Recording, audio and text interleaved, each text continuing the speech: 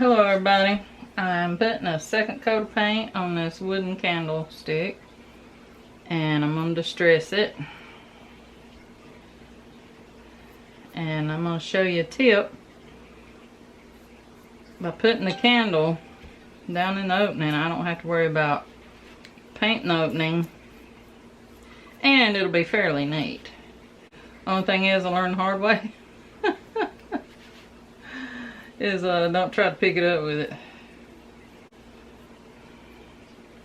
Okay, and I'll show it to you after I distress it too. Oh, but I'm using a candle that's still got the plastic wrap on it, so you don't mess up the candle. Okay, I'm going to try to film like this, because I noticed with my stencil video, I'd cover up my design I was working on. I couldn't really see what I was doing. But I wanted to show you these. There's one. And there's one. They were the ones I painted that day. I painted a bunch of multiple items. And that. Okay. And I painted this the other day. And I think I'm going to try this rough stuff. And this is a flower I got at the thrift store. And it was green down here and red up there, so. Yeah. That's why I'm using the rough, because I wanted to get down to the wood really good on it. Without having to sand like crazy.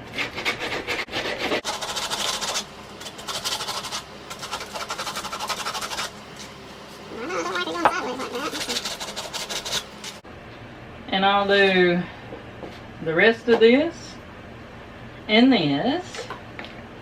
And let's see how the rough works on this candlestick.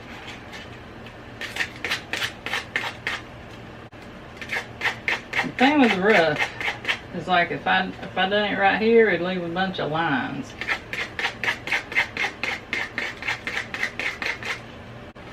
So I'll be doing this too. But I'll probably, on this, switch to my 220 sandpaper.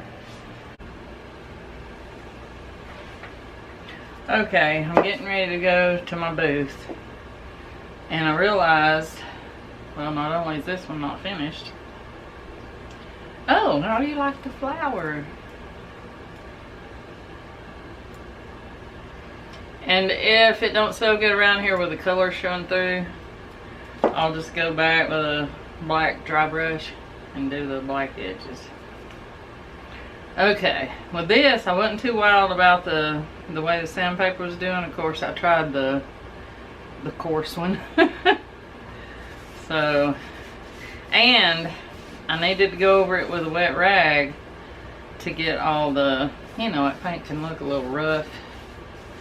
So this gets it smooth looking.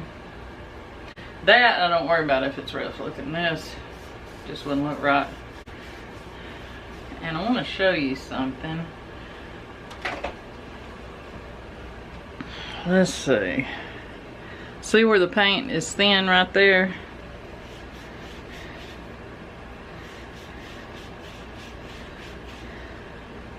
That's usually where you'll get your distress marks.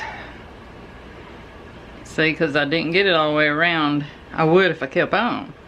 But on that thin part of the paint, that's where I got it. So I guess that's good to know, ain't it?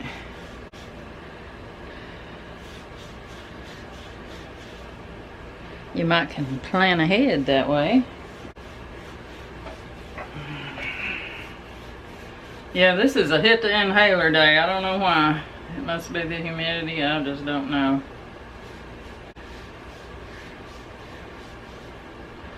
Oh man, I took too much off.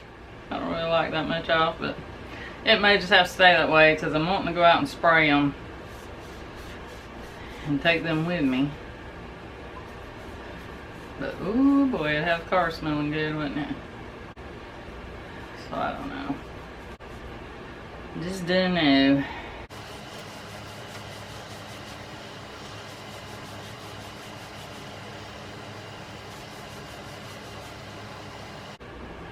Whoa!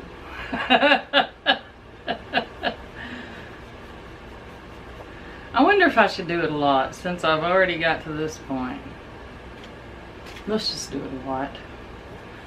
I'll repaint it if I don't like it. How's that?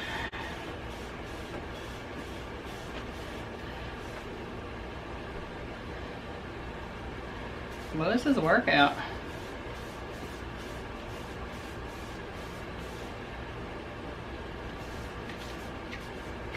Uh-oh, it feels like I'm loosening it up.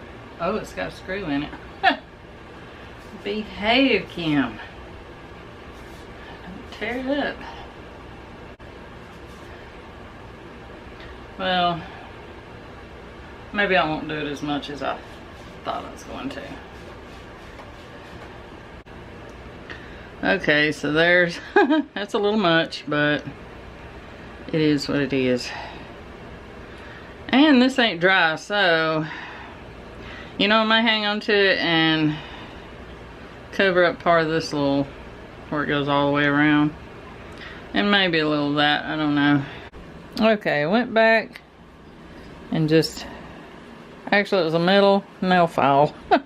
I just scraped like in those cracks and did that in the top two. I'm going to spray it with my Krylon matte finish. That one's good, but got a little more sheen than the Krylon. The Krylon's about as matte as I've found. And I went back, it's still wet.